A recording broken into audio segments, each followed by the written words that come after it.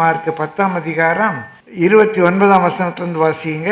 இயேசு பிரதியுத்தரமாக, என் நிமித்தமாகவும் சுவிசேஷ நிமித்தமாகவும் வீட்டையாவது சகோதரனையாவது சகோதரியாவது தகப்பனையாவது தாயையாவது மனைவியாவது பிள்ளையாவது நிலங்களையாவது விட்டவன் எவனும் அன்றைக்கு அந்த ஐஸ்வர்யவான் உனக்கு உண்டானதை விட்டு தரித்திரத்தை கொடுத்துட்டு என்னை பின்பற்றுன்னு சொன்னார, அன்றைக்கு அந்த ஐஸ்வர்யவான் தனக்கு உண்டான எல்லாவற்றையும் விட்டு தரித்திரருக்கு கொடுத்து விட்டு இயேசுக்கு பின்னாலே போன என்ன ஆயிருக்கும் தெரியுமா? வாசியுங்க.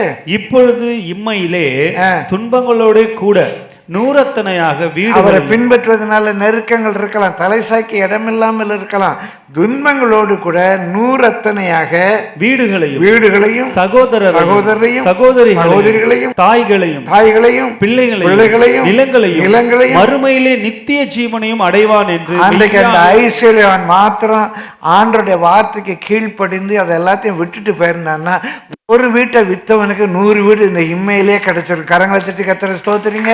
அதை புரிஞ்சிக்காம அவன் போயிட்டான். ஆண்டவர் கூப்பிட்டாரு, நான் வித்துட்டு போறேன் அப்படின்னு கையாட்டிட்டு போயிருந்தான்னா, ஒரு வீட்டை வித்துட்டு இயேசுக்கு பின்னால போனா அவனுக்கு 100 வீடு கிடைச்சிருக்கும்.